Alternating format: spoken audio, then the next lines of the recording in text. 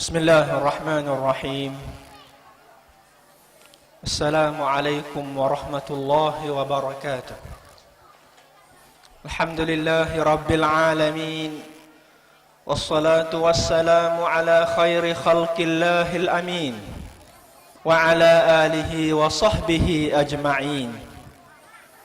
Allahumma inna nas'aluka khaira hadhihi al-lailah, fathaha wa nasraha wa nuraha wa barakataha wa hudaha, wa na'udzu bika min syarri ma fiha wa syarri ma ba'daha. Allahumma inna nas'aluka ilman nafi'a wa amalan mutaqabbala wa rizqan tayyiban wa halala. Alhamdulillah, pertama kali saya bersyukur kepada Allah Subhanahu wa taala yang beri peluang kepada saya boleh jumpa, boleh mari bersua muka dengan kaum muslimin muslimat, ibu bapa yang saya hormati sekalian di Masjid Darul Huda Bangutah. Mari untuk memberi tunaikan satu tugas, tugas sebagai seorang muslim terhadap saudaranya. Nabi ada bersabda, Nabi SAW bersabda, hakul muslim alal muslim situn. Hak kewajipan nanti hak orang Islam terhadap saudaranya ada nekara. Nekara ni salah satunya wa idza stansahaka fansahu. Apabila kamu diminta nasihat, ada orang minta, telefon ustaz, minta mari ceramah di masjid kita weh. Ustaz, tolong mari ngajar di masjid kita weh, di kampung kita weh. Maka Nabi kata fansah, mung kena binasihat, mung kena terima seruan itu. Kalau mung tak ada uzur gapo-gapo. Maka itulah satu kewajipan yang Nabi SAW pesan kepada saudaranya, jangan bakhil, jangan kedekut.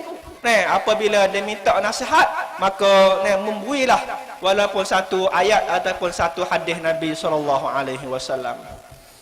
Kaum muslimin yang saya hormati sekalian, di malam ini penuh dengan orang yang berhormat, yang mulia, babodin kita, Tok Imam, kamakan masjid, Nayuk Oboto, dan ahli kaki tangan, ahli kampung di Bangutah yang mulia. Alhamdulillah, kita dalam majlis pungut derma, majlis ataupun puluk masjid untuk nak kutip khairat, nak cari bantuan masjid. Saat ni nampak aku dah ratus 80,000 dah. Mungkin sampai 700 dan mungkin siapa 4-5 hari lagi ni mungkin sampai kepada 1 juta insya-Allah. Mungkin ada orang tanya, oh susah weh pak kita weh. Nak buat masjid kena makan puluk. Setengah masjid tu kena 4-5 kali makan baru boleh sutai masjid. Jadi susah dah supaya dengan orang Islam di Mekah, di Saudi, kerajaan Wakwi. Umat Islam di Brunei, kerajaan Wakwi. Umat Islam di Malaysia, kerajaan Wakwi. Mungkin wasa iri hati, wasa kecil hati. Tetapi ingatlah wahai muslimin, wahai muslimat, ini adalah satu daripada pintu kebaikan yang Tuhan buka kepada kita. Pintu kebaikan yang kita boleh ada peluang nak halos sekuk dua, 100-200 sore untuk nak bina rumah Allah Subhanahu wa taala. Tak usah kecil hati gapalah. Ingat kata ini salah satu pintu syurga yang kita nak buka dengan khairat kita, dengan duit kita. Supalah misalnya kalau anak kita pula, anak kita ngaji modal sendiri, tak ada duit, tak ada boleh tun, tak ada boleh modal. Anak demo lain boleh modal tu, modal ning, 4-5 orang anak dia boleh tun belakang ngaji. Mungkin orang yang tak boleh modal rasa kecil hati, oh tak apa, demo anak demo boleh modal belakang. Tapi acu terus mikir alik boleh. Mikir alik baik kata, tiap-tiap setel yang kita derma untuk bayar kata anak, untuk kita nak bayar yuran, nah, beli buku ke anak, itu adalah sedekah yang Allah Ta'ala kutip dan tanda dalam tanakan akhirah, banci akhirah. Supaya juga mungkin nah, ayah kita, mak kita masuk rumah sakit, kita bukan keracakan, kena bayar sendiri. Nah, fok tai sekali 4-5 ribu. Nah, duduk bilik fisik 7-800 semalam ni sebab kita motong ya. Kita buat kebun, tak ada nah setik fisik supaya orang keracakan boleh ber. Acu terang mikir lek molek. Kata nah orang keracakan dia boleh ber, ayah dia masuk rumah sakit. Kita tak boleh ber. Tiap-tiap setel yang kita bayar untuk go obat ayah kita. Tiap-tiap sekuk yang kita bayar untuk bilik ni hong fisik untuk mak kita duduk, itu adalah satu sedekah yang paling mulia yang mungkin kita dapat masuk syurga Allah Ta'ala dengan sebab birrul walidain, kita buat baik kepada ayah dan ibu. Sebab itu Nabi SAW bersabda, ajabal li amril mu'min in asabahu khairun syakar wa in asabahu syarrun sabar. Aku amat tertarik hati, aku amat suka kepada orang beriman. Tengok orang bimbing, Nabi kata aku suka. Kalaulah dia boleh kebaikan, dia bersyukur. Dia guna nikmat yang dia Tuhan wid dia, jalan yang Tuhan redha. Dan apabila ditipu kepada dia musibah, bala, kesusahan, kesusahan, dia bersyukur. Jadi kalau kaya senang pun syukur, boleh pahala cara syukur. Kalau susah, kalau miskin pun boleh pahala cara sabar. Jadi orang beriman ni tiap-tiap keadaan tuk sepawakan dia sentiasa dapat pahala dari Allah Subhanahu wa taala. Dan sebab itulah sebagai mukaddimah pada malam ni, sebagai satu semangat yang saya nak beri kepada muslimin muslimat malam ni, kata jangan kita wasa iri hati, wasa nak buat gapo-gapo kena duk kotak khairat gapo tidak. Jangan wasa berat tangan nak holor. Jangan lupa kata jangan wasa kata kita beri ni habis. Tetapi ingatlah bahawa tiap-tiap apa yang kita derma, Tuhan sedar, Tuhan taruh untuk nak balas kepada kita dalam akhirat esok. Mari satu ayat Allah Ta'ala tentang orang yang derma fi sabilillah. A'udzubillahi minasyaitonir rajim. Mathalul ladzina yunfiquna amwalahum fi sabilillah kamathali habbatin ambatat sab'a sanabil fi kulli sumbulatin mi'atu habbah wallahu yudha'ifu liman yasha' wallahu wasi'un alim.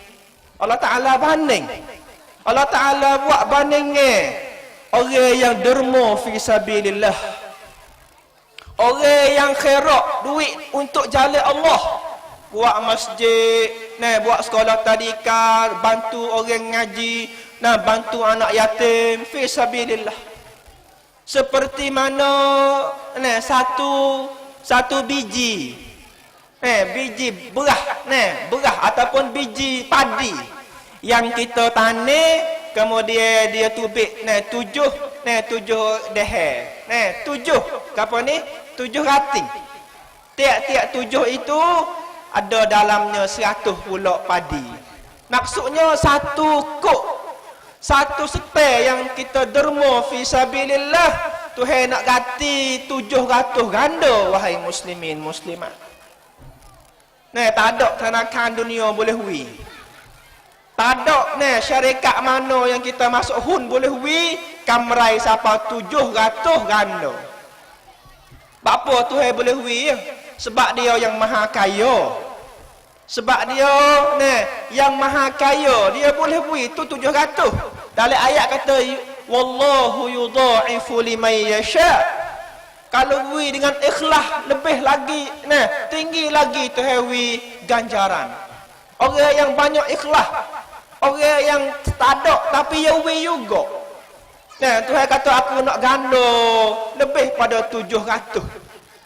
Nah, sebab itulah sebagai mukadimah pada malam ni, iaitu kita usaha dan jadikanlah derma semacam ini satu daripada pintu syurga yang Allah Taala cedek kepada orang nak masuk, iaitu babus sedekah.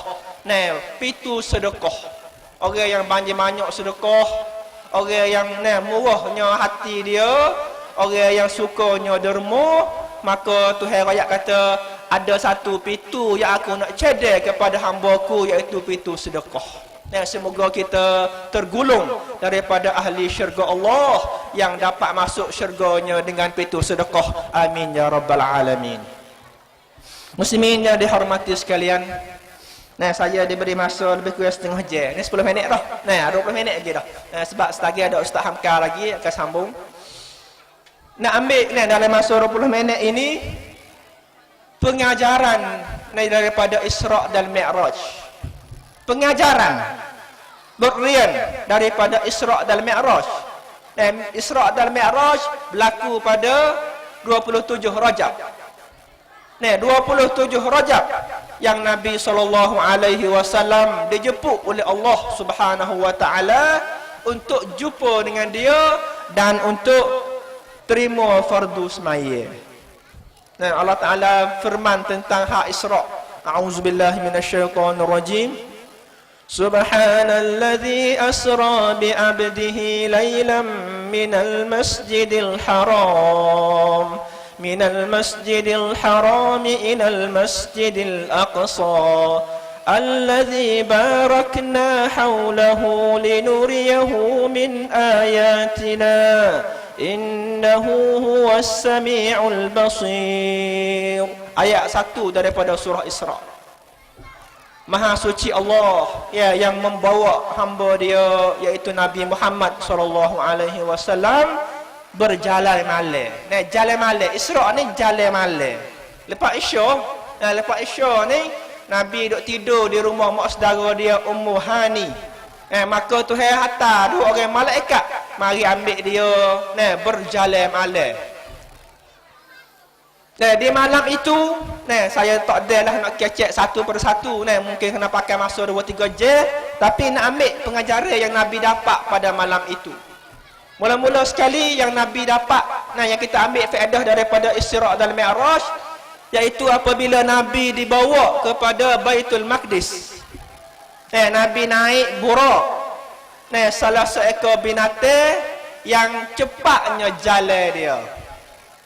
Jalan dia, Nabi kata dia boleh lakoh lompat sejakuh dia sampai suk mata mana dia. Kalau dia nampak 10 kilo mata dia, maka sejakuh dia 10 kilo.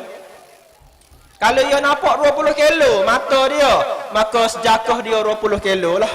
Allah, tu burak. Burak ni bawa Nabi pergi kepada Baitul Maqdis. Sebelum pada nak naik pergi atas langit, Nabi diholorkan 2 gelas minuman. Gelas mula-mula penuh dengan arak. Arak. Gelas yang kedua iaitu susu. Bekas susu dengan bekas arak. Maka Nabi tolak hak arak dan Nabi ambil hak susu dan minum susu. Pengajaran yang pertama wahai muslimin muslimat, Nabi kita hidayat oleh Allah untuk nak jagakan fitrah. Kerana Islam adalah agama fitrah. Kullu mauludin yuladu 'alal fitrah. Setiap kanak-kanak yang dilahir dengan fitrah yang suci. Nabi terima dan ambil susu kerana susu memberi manfaat kepada badan, menjadikan badan sehat dan gagah. Dan Nabi tolakkan arak yang merosakkan akal.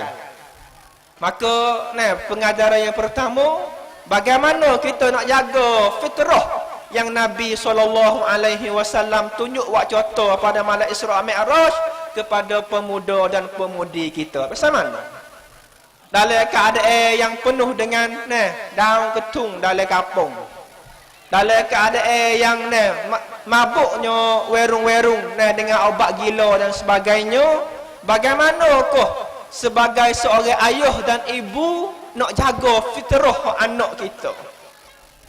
Sebab Nabi royak dalam hadis itu, fa abawahu yuhawidani, mak paklah yang memudahkan fitrah, mak paklah yang menjadi anak dia Yahudi dan Nasrani. Oh, berat juga tu. Sebab Nabi Allah kewajipan kepada ibu dan bapa. Ibu dan bapa bukan hanya beranak saja, bukan hanya wirwi dia pergi situ sini saja, tetapi kewajipan yang Nabi serah kepada mak pak iaitu jaga fitrah anak, dia tu selamat daripada gangguan-gangguan syaitan. Maka saya berserulah pada malam ni, ayah dan ibu yang saya kasihi sekalian, malam-malam kita main dengan ceramah, kita mari duduk di masjid, kena tanya ratik anak kita duduk mana lah ni. Anak kita hak umur 18, anak kita hak umur 15, duduk genong dengan siapa menek lah ni. Duduk tidur di rumah siapa, semaya subuh kedok. Maka itu sebagai satu kanban lah, satu benda yang saya nak kita pakai mikir bersama. Kata kewajipan yang Tuhan wi kepada kita, orang ada anak 5 kewajipan di atas bahu dia. Orang ada anak 10, maka 10 kewajipan yang dia kena jaga amanah Allah Subhanahu wa taala. Ya ayyuhalladzina amanu qu anfusakum wa ahlikum nara. Wahai orang yang beriman, jagakanlah kamu dan anak isteri kamu daripada api neraka. Tak pada kita genong dengan bini mari sejik, tapi anak kita masih lagi tidur di rumah dak semaya subuh, tak pada. Tak lepas kewajipan dengan Allah Subhanahu wa taala. Tak pada kita jadi soleh dan solehah, tapi anak kita jadi orang yang fasik dan fasiqah. Nauzubillah min zalik. Itu yang pertama daripada pengajaran Isra dan Mi'raj. Maaf dengan masa yang ringkas. Yang kedua, selepas daripada Nabi dibawa naik kepada langit, Nabi kita sallallahu alaihi wasallam tak ada kena guna alat gapo naik langit. Ada kena pakai baju kalau bisa tengok dalam dautiam dalam teratak cut baju hok nak awak naik tu ambil kepala siapa kaki ni dia kena ada cut dia. Kalau tak adanya cut tu tak boleh naik di atas bulan, kerana udara di sana tak serupa dengan udara di atas dunia. Kena ada oksigen, kena ada beberapa perkara kakah. Tapi Nabi SAW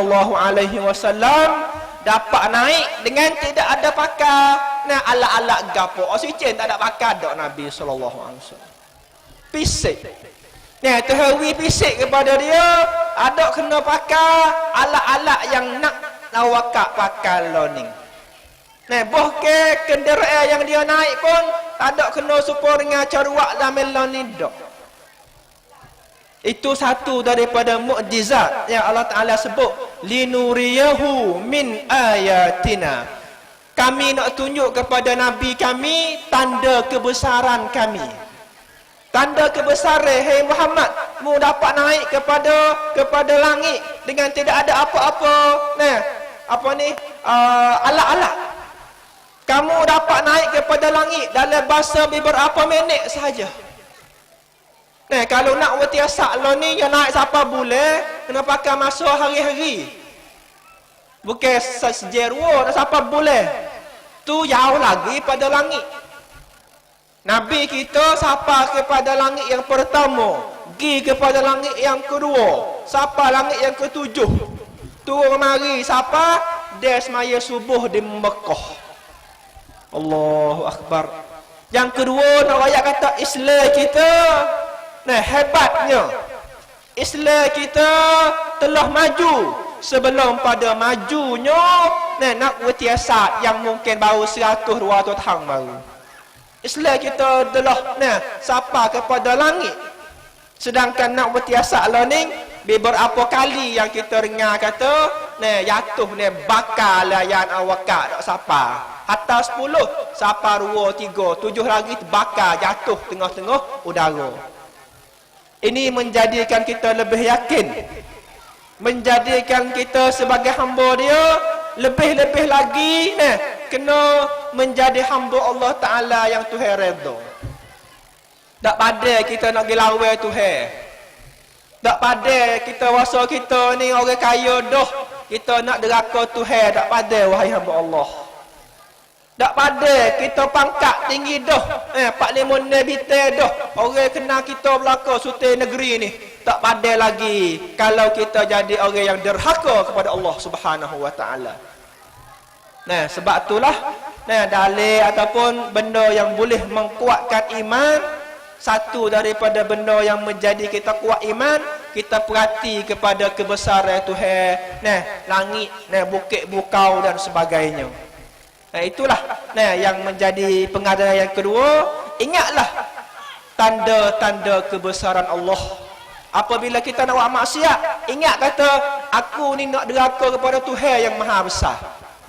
Aku ni nak lawan dengan Allah Ta'ala yang duk beri rezeki kepada aku. Berkata salah seorang ulama, kalaulah mu nak buat dosa, mu giwaklah tempat yang bukan bumi Tuhan. Gilah, boleh mu buat dosa, tapi jangan buat di atas bumi Tuhan. Nak buat mana? Atas udara misalnya. Udara Tuhan juga, tak apa tu bel. Hak Tuhan juga ma bainahuma, antara langit dan bumi hak Tuhan belaka. Dia buat lain. Dia buat dunia hak buat suku tu. Barulah mung pada nak buat deraka kepada Allah Subhanahu wa taala. Kalau mung duk jijak di atas muka bumi Tuhan, jangan sama sekali mung berani, jangan bang'at nak deraka kepada Allah Subhanahu wa taala. Sebab apa? Sebab bumi duk supuh dan laknat tiap-tiap hari kepada orang yang deraka Tuhan. Ya nanti masa ya. Belalah 60 tahun mung duk deraka Tuhan. Nanti mu klik masuk dalam perut bumi bila aku nak ambil klik. Bumi duk supuh. Orang gali 2 mek. 2 mek. 3 mek. Bumi kata aku nak hepek. With selisihnya tulis rusuk hak orang deraka Tuhan tu. Yang wasa debeh. Kita kaya setara mana, kita pangkat tinggi setara mana, 3 kain putih sahaja yang kita boleh bawa masuk dalam lubang kubur. Ikutlah raja ke presiden ke nayuk ke, dia boleh pergi dalam kubur dia, 3 kain putih sahaja muslimin muslimat. Yang kedua maaf dengan masa yang 7 minit dah ada. Yang ketiga, pengajaran yang berharga juga yang Nabi SAW dapat daripada Isra' dan Mi'raj, iaitu selepas daripada Nabi terima fardu semaya, Nabi klik kepada nak turun ke dunia, jumpa dengan Nabi Musa alaihissalam. Nabi Musa tanya, "Hei Muhammad, Tuhan fardu gapo kok mu ngatik?" Maka Nabi kata, Tuhan kepada aku dan umatku 50 waktu semaya 1 sehari semalam. Kena semaya 50 waktu, wahai muslimin. Maka Nabi Musa kata, "Hei Muhammad, mu kena kelik gi minta kurang. Kalau mu turun dalam keadaan ni, nascaya banyaknya umatmu masuk neraka kerana tinggal semaya." Nabi sebagai seorang adik dapat nasihat daripada seorang abang, maka dia terima nasihat abang, dia pergi jumpa Allah Subhanahu wa taala pula minta kurang. Ini yang ketiga, kita setara mana bijak, kita setara mana pandai, mesti kita terima nasihat dan tunjuk ajar daripada saudara kita. Jangan fikir kita seorang yang pandai, jangan fikir kita lah yang bijak, tak ada kenal siapa dah, tak ada kenal dengar siapa dah, tidak. Nabi SAW sebagai contoh yang paling baik, terima nasihat daripada seorang abang. Dalam masa dunia ni pun Nabi terima nasihat daripada sahabat-sahabat. Sedangkan dia Nabi dah, sedangkan dia yang paling mulia dah, sedangkan dia tu wahyu turun siang dan malam, pagi petang wahyu turun dia, tapi selalu Nabi minta pendapat, selalu Nabi dengar nasihat daripada sahabat-sahabat. Apa kita siapa ni? Kita orang yang paling penuh dengan kurang situ, kurang sini. Kurang dari segi ni. Kalau kita bijak dari segi ngaji, mungkin kita tak bijak dari segi nak barihan. Kalau kita bijak dari segi barihan, mungkin kita kurang dari segi ekonomi, cara nak membiakkan harta. Maka di situlah ad-dinun nasihah, Nabi raya. Agama Islam akan tertegak dengan adanya nasihat. Kena pakat tegur orang mukmin terhadap saudaranya. Nabi banding supaya dengan cuming. Al-mu'min lil mu'min kal mir'ah. Seperti cuming yang suluh saudara. Kita suluh cuming bagi-bagi nak pergi hijau. Oh, kacing belok ni. Kacing boh dak kena lubang ni. Oh, apa ni? Bahu ni tak kena itu molek ni, kena baki comel sikit. Tu maksud orang beriman. Nasihat. Suami nasihat kepada isteri. Isteri nampak tok laki kurang, nasihat kepada suami. Ayah nasihat kepada anak. Anak pula nampak ayah dia salah, nasihat kepada ayah. Kerana kita bukan nak sekadar jadi ayah anak sekadar dunia. Bukan sekadar kita nak jadi laki bini sekadar 60 tahun. Tapi kita nak bawa keluarga kita, anak bini kita bersama dalam syurga Allah Subhanahu wa taala. Hum wa azwajuhum fi zilalin 'alal araiki muttaqiun. Surah Yasin. Orang beriman serta dengan isteri dia, keluarga dia duk berteduh dalam syurga Allah Subhanahu wa taala, bawah bayar-bayar pokok kayu dalam syurga. Tu yang kita nak. Yang kita nak bina keluarga yang bahagia. Keluarga yang anak bini tok laki jadi hamba Allah taala yang Tuhan sayang. Kita tak selah seperti mana hak Nabi Nuh. Tuhan cuba dia dengan isteri dia jadi kafir, anak yatim dia mati dalam kafir, tak sah. Kita tak sah juga seperti mana suami kepada Asiah Firaun ahli neraka, Asiah bini ahli syurga. Kita tak sah juga kepada anak kepada Abdullah ibn Ubay bin Salul, anak dia sahabat Nabi yang baik, pak dia orang munafik. Tak sah juga seperti mana Ikrimah ibni Abi Jahal. Ikrimah sahabat Nabi, jadi penglima perang, jadi metap Nabi.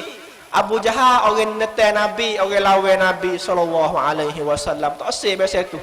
2-3 gambaran saat ni tak sah. Kita nak macam mana? Nak supaya keluarga Nabi sallallahu alaihi wasallam, Nabi Muhammad suami yang baik. Isteri dia Khadijah, Aisyah, Hafsah, sebelah orang isteri dia solihah belaka, molek belaka. Anak dia pula 7 orang, orang yang baik, solihin, solihat pula dah. Tu 7. 7 orang anak Nabi bela dia dicomel belaka. Sebelah orang isteri Nabi tarbiyah dia ada isteri yang salihah belaka.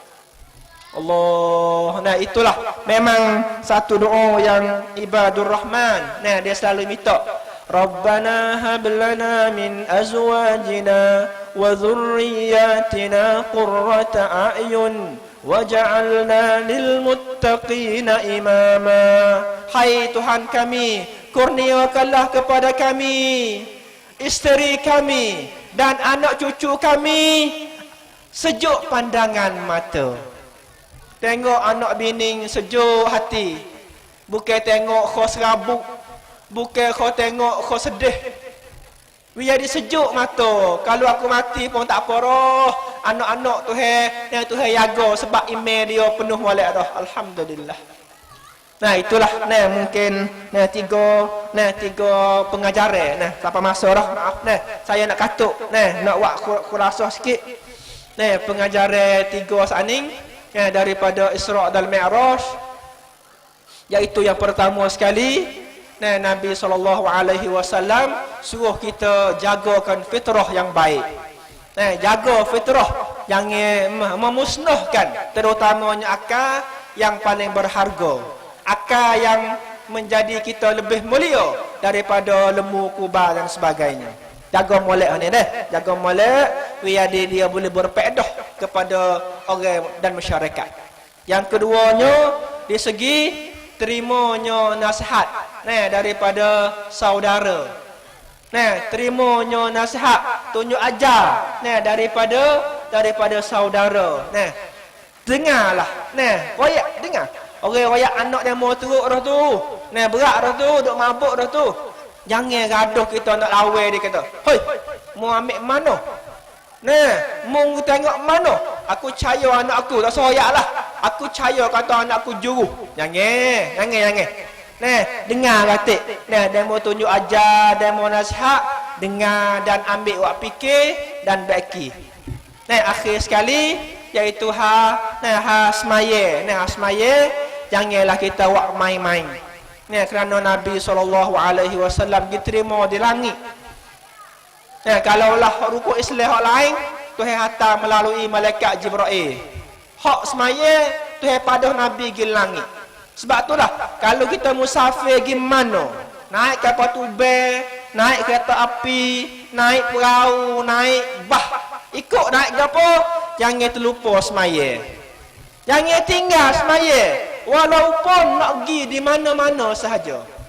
Lebih-lebih lagi kalau kelih haji. Kelih haji sudah haji dah. Boleh haji dah. Jadi haji hajah dah. Tapi sayangnya setengah-setengah para hujak tinggal semaya. Tinggal. Sebab apa? Sebab naik di Judah pukul 8, sampai di Bakok pukul 10 pagi. Pukul 8 malam tempat Isya. Bawa sampai di Don Muang di Sonapung pukul 10 dah. Subuh tertinggal dah satu waktu. Sedangkan dia baru boleh haji. Wakil haji dah. Tapi mari tinggal waktu semaya. Bimbel-bimbel. Takut haji yang dia dapat bukan haji mabrur. Saya. Habis dah 180,000 dah. Letih dah. Kelik mari pun batuk pula sebulan dua nak boleh siap. Kabar-kabar tiada agama ni dia telah memusnahkan tinggal tiada agama iaitu semaya subuh. Nauzubillah min zalik. Itulah sikit sebanyak pada malam ni sebagai nasihat daripada saya kepada muslimin muslimat. Mudah-mudahan dengan nasihat yang ringkas setengah jam, tapi ingatlah itu satu daripada kewajipan saudara terhadap saudaranya. Dan memanglah Al-Quran dan hadis yang dibaca tadi adalah menjadi sebaik-baik nasihat, adalah menjadi pusaka yang Nabi SAW pesan supaya orang-orang yang terima pusaka dia tolong sebar. Balighu anni walau ayah. Musapalah hadis yang mu ingat, Quran yang mu ngapa walaupun satu ayat. Mu ingat satu ayat, kena royak satu ayat. Mu ingat 1000 ayat, royak 1000 ayat. Nabi SAW mati dalam keadaan yang dia telah sapa semua 1000 ayat lebih, dan beratus ribu hadis yang dia hurai tafsir kepada Al-Quran. Maka di situlah sempurnanya tugas Nabi SAW. Maka sekadar itulah pada malam ni. Mudah-mudahan Allah Ta'ala jaga keluarga kita, jagakan anak isteri kita, keimanan mereka, jaga takwa, jaga iman, dan jaga ahli kampung kita semua daripada bala-bala, daripada orang yang deki kepada orang Islam, daripada orang yang rancang nak ngenak umat Islam. Minta Tuhan jadikan usaha mereka, rancangan mereka itu gagal. Rabbana la taj'alna fitnatan lil qaumiz zalimin ونجنا برحمتك يا أرحم الراحمين ونجنا برحمتك من القوم الكافرين ربنا تقبل منا إنك أنت السميع العليم وتب علينا إنك أنت التواب الرحيم. أقول قولي هذا وأستغفر الله لي ولكم. السلام عليكم ورحمة الله وبركاته.